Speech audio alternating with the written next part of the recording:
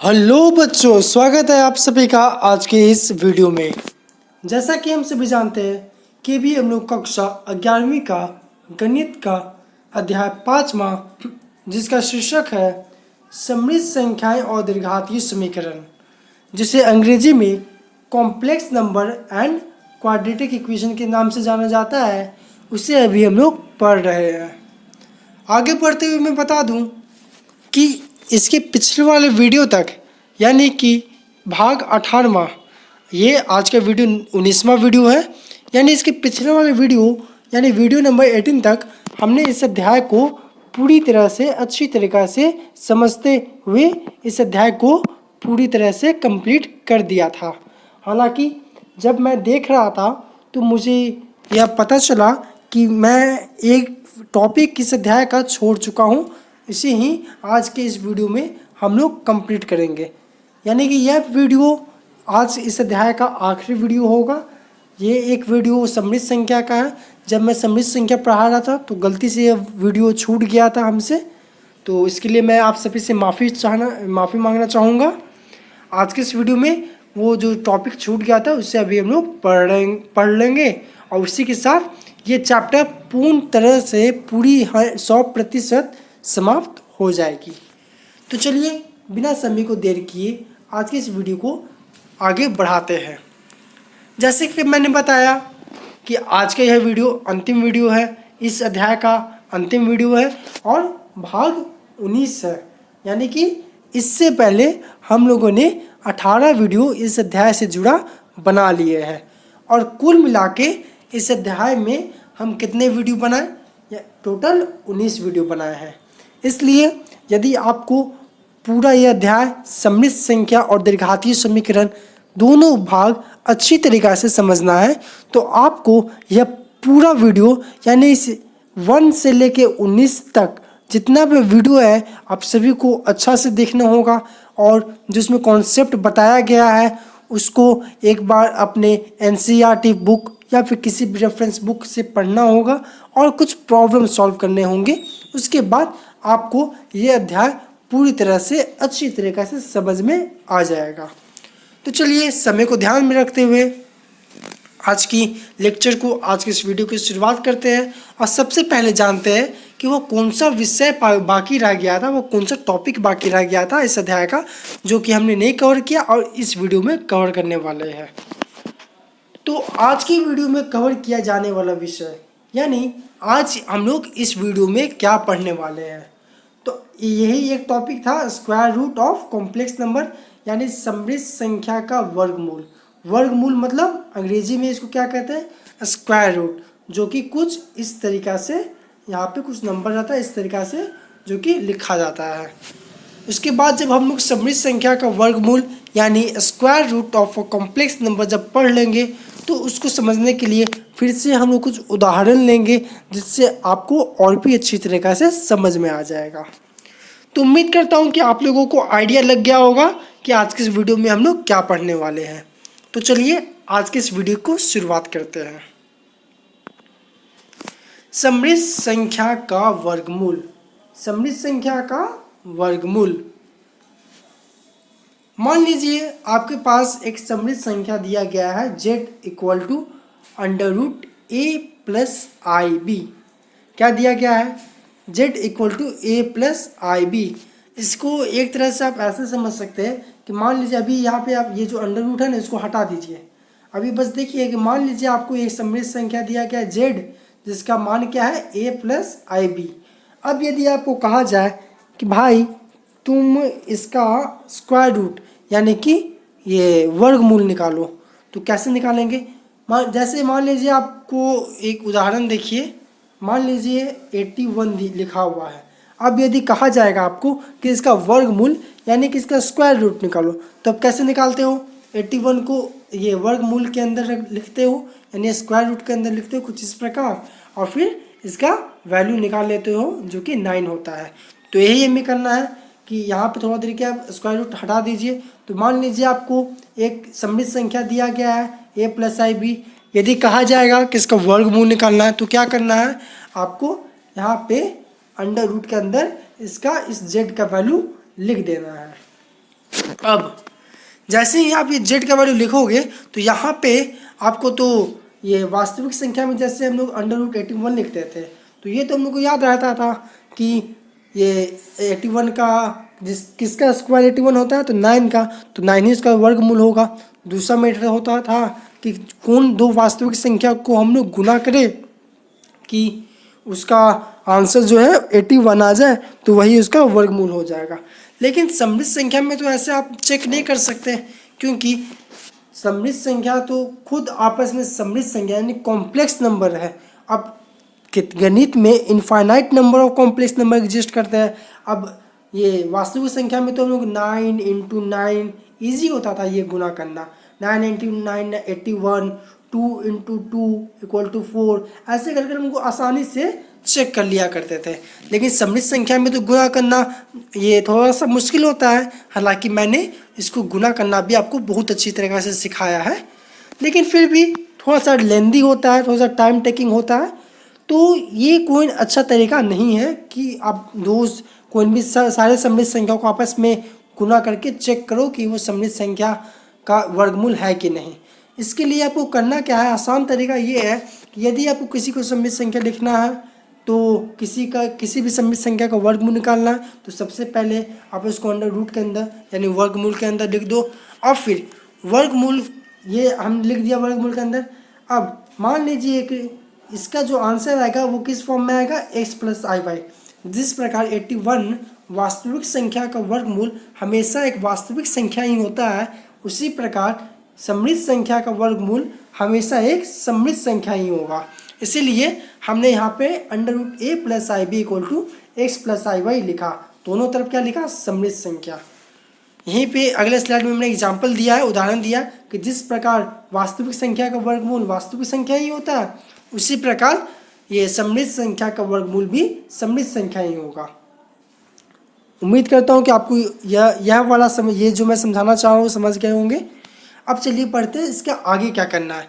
जैसे ही आप ऐसे लिखते हो, उसके बाद आपको ये दोनों तरफ LHS और RHS तरफ दोनों तरफ स्क्वायर कर देना है। क्या कर देना है, स्क्वायर कर देना है, जैसा कि हमने यहाँ पर किया है। ये दोनों ये हमने लिख दिया √a + ib = x + iy, क्योंकि किसी भी सममित संख्या का वर्गमूल ये सममित संख्या ही होगा। इसके बाद नेक्स्ट स्टेप में आपको क्या करना है कि दोनों तरफ स्क्वायर कर देना है। तो देखिए हमने दोनों तरफ स्क्वायर किया, तो जैसे ही हम दोनों तरफ स्क्वायर करते हैं तो LHS यानी लेफ्ट हैंड साइड ये अंडर रूट हट जाएगा। जैसे √81 का यदि हम लोग स्क्वायर करेंगे तो क्या बनेगा, 81 बनेगा। तो ठीक उसी प्रकार जैसे ही हम √a + ib का स्क्वायर करेंगे तो क्या बन जाएगा, a + ib। इसका x + iy का स्क्वायर करेंगे तो ये बन जाएगा। अब ये कैसे आएगा उसको डिटेल में यदि आपको जानना है तो आप पिछला वाला वीडियो देखिए, जिसमें मैंने सममित संख्या में ये बता चुका हूँ। इसलिए मैं ये रिजल्ट यहाँ पे सीधे लिख दे रहा हूँ कि x + iy का स्क्वायर क्या होता है, x² - y² + i × 2xy होता है। इसके बाद आपको क्या करना है, अब देखिए जो यहाँ इसके बाद अब आपके पास एक तरफ सममित संख्या है, एक तरफ सममित संख्या है, दोनों इक्वल है। तो आपको वास्तविक संख्या को वास्तविक संख्या से और काल्पनिक संख्या को काल्पनिक संख्या से ये इक्वेट कर देना है। यही हमने यहाँ पे किया है कि यहाँ पे x² + y x² - y² = a हो गया, 2xy = b हो गया। क्योंकि यहाँ पे ये a वास्तविक संख्या था, ये भी वास्तविक संख्या है, ये काल्पनिक संख्या है b, ये भी 2xy काल्पनिक संख्या है। दोनों को हम लोगों ने आपस में इक्वेट कर दिया। इसके बाद आपको क्या करना है, अब आपके पास ये x² - y² का वैल्यू है, 2xy का वैल्यू है, तो यहाँ से आप क्या x और y का वैल्यू नहीं निकाल सकते, बिल्कुल निकाल सकते हैं। कैसे, तो हम लोग x² + y² क्या जानते हैं कि x² - y² का होल स्क्वायर + 4x² y² करते हैं तो हमें क्या मिल जाएगा, √a² + b²। ये मिल जाएगा। ये एक फॉर्मूला होता है, ये आप याद कर लीजिए या आप समझिए सिंपल शब्दों में कि मान लीजिए आपके पास a + b का मान लीजिए आपके पास दिया गया है a² - b² इक्वल टू कुछ दिया गया है, 2ab भी कुछ दिया गया है। अब यदि आपको बोलेगा कि आप यहाँ से a और b का वैल्यू निकालोगे तो क्या आप नहीं निकाल सकते? बिल्कुल निकाल सकते हैं। कैसे? यही तो हमने यहाँ पे किया है कि x square plus y square का वैल्यू निकालना है। तो हमने क्या किया, under root x square minus y square plus 4x square y square को अंडर रूट में लिख दिया और ये आंसर आ गया। क्या आ गया? Under root A square plus B square.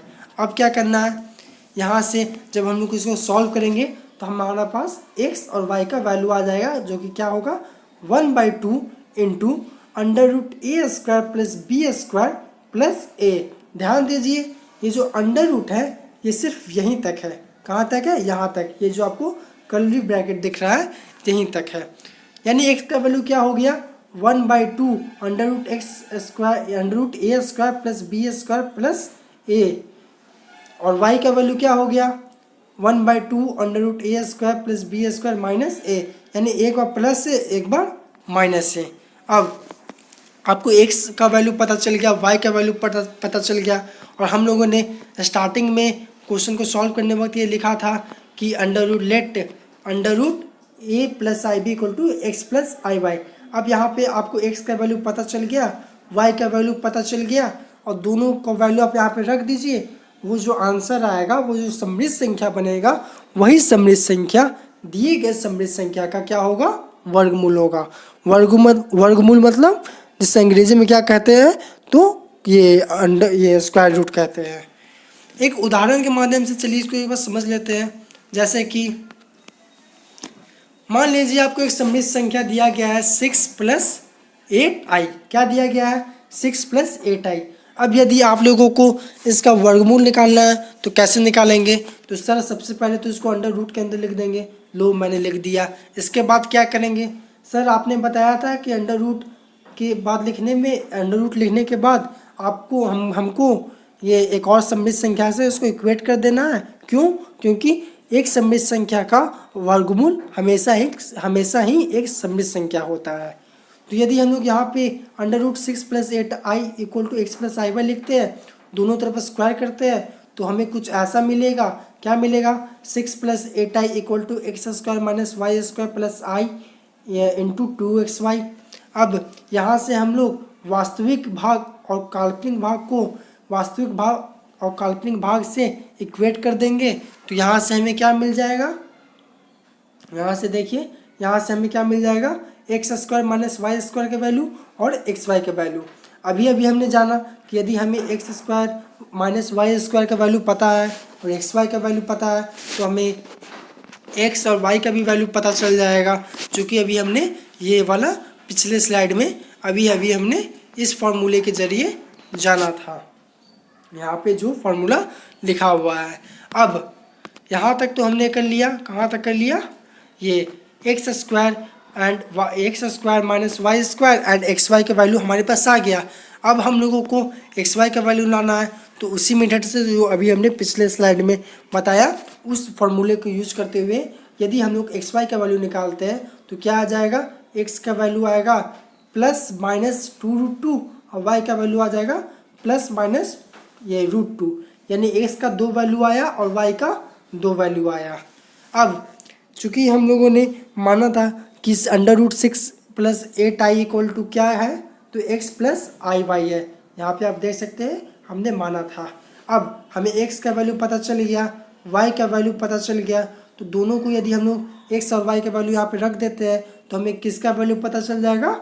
वर्गमूल किसका पता चल जाएगा? 6 + 8i, जो कि हमारा समृद्ध संख्या का जिससे हमें निकालना था, जिसका वर्गमूल हमें निकालना था। तो यही हमने किया है। यहाँ पे जैसे ही हमें एक्स वाई का वैल्यू पता चला, हम लोगों ने उसे एक्स और वाई के जगह पे रख दिया और ये देखा कि अंडर रूट 6 + 8i का वर्गमूल क्या होता है? +-2√2 + अंडर रूट 2i। तो उम्मीद करता हूँ कि आपको आज का वीडियो समझ में आया होगा और आप सभी ये समृद्ध संख्या का वर्गमूल निकालना सीख गए होंगे। तो इसी के साथ आज का ये वीडियो समाप्त होता है, और आज का वीडियो जैसे समाप्त होता है, आपका यह अध्याय भी समाप्त हो गया।